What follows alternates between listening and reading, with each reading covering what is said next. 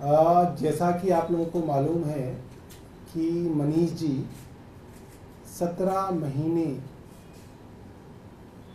केंद्र सरकार के षड्यंत्रों के कारण जेल में रहे और सुप्रीम कोर्ट ने उनको जमानत दी और उसके बाद पार्टी की तरफ से अनाउंसमेंट की गई थी कि 14 तारीख से यानी कि आज से मनीष जी दिल्ली के अलग अलग इलाकों में पदयात्रा करेंगे, लोगों से मिलेंगे। आज ये पदयात्रा ग्रेटर कैलाश विधानसभा में होनी तय थी, मगर कल दिल्ली पुलिस की तरफ से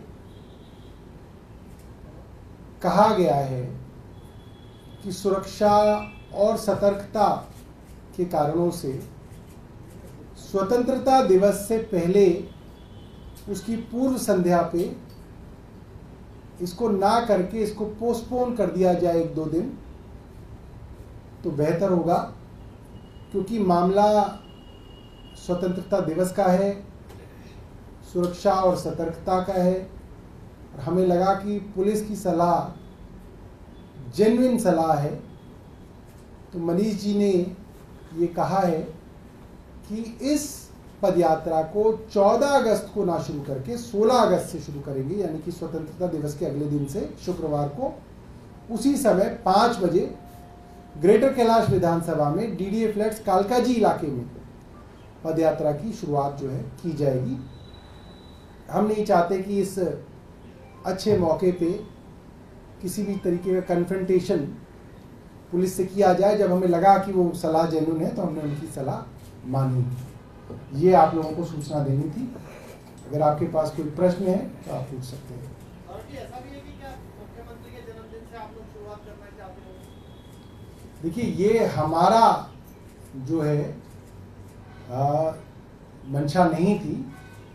हो सकता है कि ऊपर वाले को ये मंजूर हो, ऊपर वाले का ये डिज़ाइन हो, क्योंकि दिल्ली पुलिस की सलाह हो और हम मान भी लें तो इसके अंदर तो प्रकृति का कुछ ना कुछ जो है हस्तक्षेप है। तो ये तो और भी शुभ हो गया कि मुख्यमंत्री जी के जन्मदिन से, हालांकि उनका जन्मदिन तारीख के हिसाब से 16 अगस्त है, मगर हिंदू तिथि के हिसाब से उनका जन्मदिन जो है जन्माष्टमी पे है 26 अगस्त को। तो ये भी एक अच्छा सरकार के लिए जो है और पार्टी के लिए जो अच्छा संकेत है कि उनके जन्मदिवस से मनीष जी जो है इस पदयात्रा की शुरुआत करेंगे। 16 अगस्त वहीं से शुरू करेंगे। 16 अगस्त ग्रेटर कैलाश विधानसभा डीडीए फ्लैट्स कालकाजी विधायक कार्यालय से शुरुआत करेंगे। कितने दिन चलेगी, क्या प्लान है पूरी? ये चलती ही रहेगी। अच्छा, ये तो चलती रहेगी। ये कितने बजे शुरू होगी?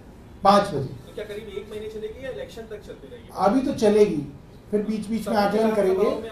सभी दिल्ली के इलाकों को हम लोग कवर करेंगे। अभी तो इसकी शुरुआत कर रहे हैं, जैसे जैसे प्लान बन रहा है तब तक चलाएंगे। अगर कोई और कार्यक्रम पार्टी का तय हो जाएगा फिर उस कार्यक्रम में इसको जो है तब्दील कर लेंगे। इसके अलावा इससे तक यमुना नदी की फिलहाल क्या स्थिति है? कल पानी का लेवल बढ़ गया था, अभी कितना है, कितना पानी छोड़ा गया है, ये थोड़ा बताइए। यमुना नदी का जो वार्निंग लेवल है वो है 204.5 मीटर। कल ये 204.35 मीटर तक पहुंचा था, तो एहतियात के तौर पे डिपार्टमेंट्स को हाई अलर्ट पे डाला गया था और मैं भी विभागों के साथ जगह का निरीक्षण करने गया था। मगर अब पानी जो है रिसीड कर रहा है और इस वक्त यमुना का लेवल ओल्ड रेलवे ब्रिज पे 203.3 मीटर के करीब है। तो कहा जा सकता है कि अभी कोई ऐसे खतरे की बात नहीं है और हथनी कुंड बराज से करीब 10,000 क्यूसेक पानी छोड़ा जा रहा है। तो मुझे नहीं लगता कि अभी कुछ दिनों तक जो है इस लेवल के बढ़ने की आशंका है।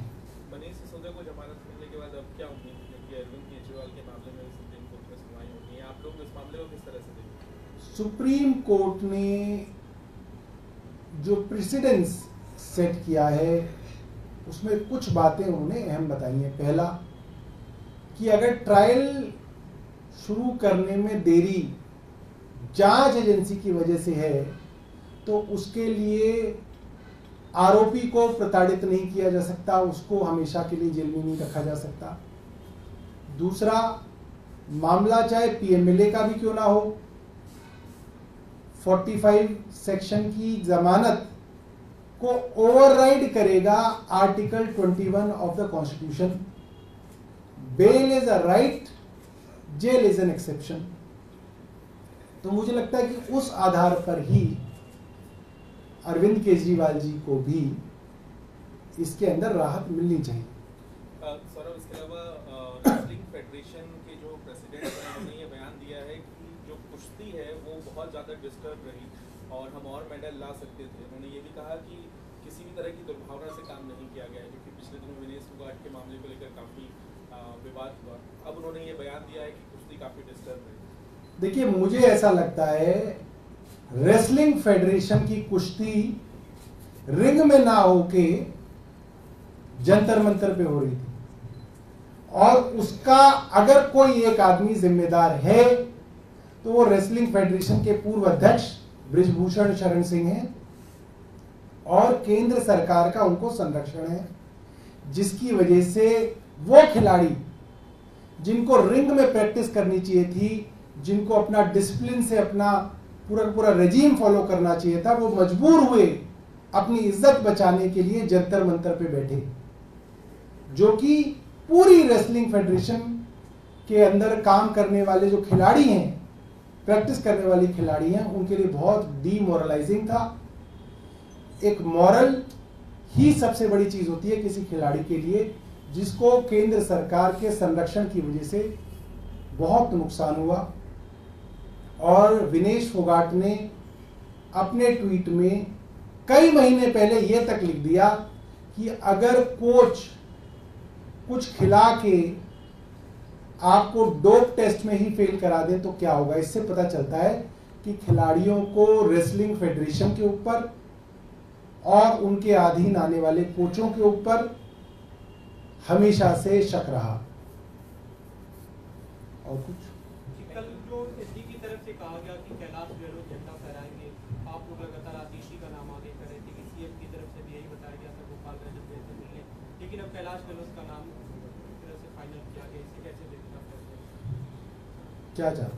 अच्छा, देखिए, ये बात बहुत ही साधारण बात है कि चाहे कैलाश गहलोत फहराएं, चाहे आतिशी फैलाएं, चाहे गोपाल राय फैलाएं, कोई भी चुना हुआ मंत्री, चुनी हुई सरकार का प्रतिनिधि अगर झंडा फहराए तो दिल्ली का जो वोटर है उसकी वोट का सम्मान 15 अगस्त पे हुआ। 15 अगस्त क्या सिग्निफाई करती है? 15 अगस्त का मतलब ही है कि चुने हुए लोग देश और राज्य चलाएं,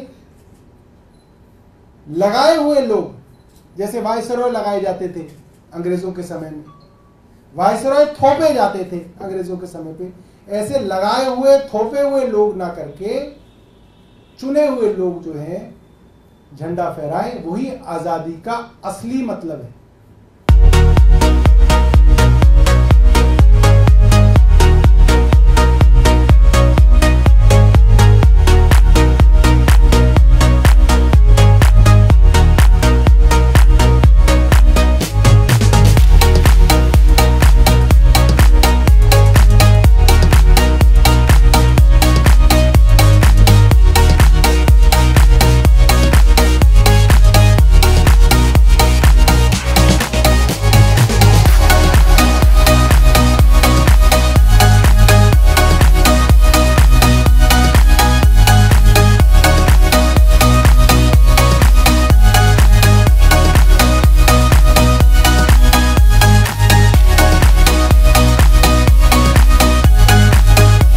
आज कहीं बाहर खाने चले? तो चलो दिल्ली के most famous restaurant Chawla Delhi वाला चलते हैं, जो अब खुल चुका है अपने शहर पठानकोट में भी, जहां मिलेगा आपको इनका फेमस पिशौरी चिकन और वेज नॉन वेज में ढेरों जायकेदार वैरायटीज। चावला दिल्ली वाला, Pinewood decor tower, opposite novelty Hyundai, Dalhousie road, Pathankot. Call 7696588832।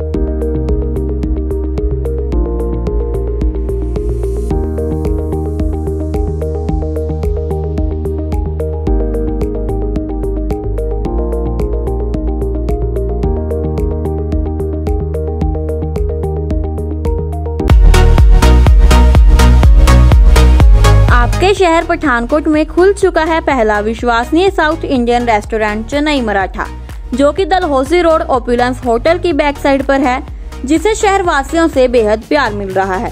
यहाँ पर सारा खाना शुद्ध शाकाहारी और अत्यंत स्वादिष्ट है। यहाँ की सर्विस बेहद अच्छी है। चेन्नई मराठा रेस्टोरेंट में बच्चों से लेकर बुजुर्गों तक के स्वाद अनुसार व्यंजन उपलब्ध है। यहाँ पर बर्थडे पार्टी और किट्टी पार्टी भी की जाती है। आप सभी से निवेदन है कि आप सभी भी एक बार अपने परिवार के साथ चेन्नई मराठा आएं और यहाँ के बेहद स्वादिष्ट खाने का आनंद लें।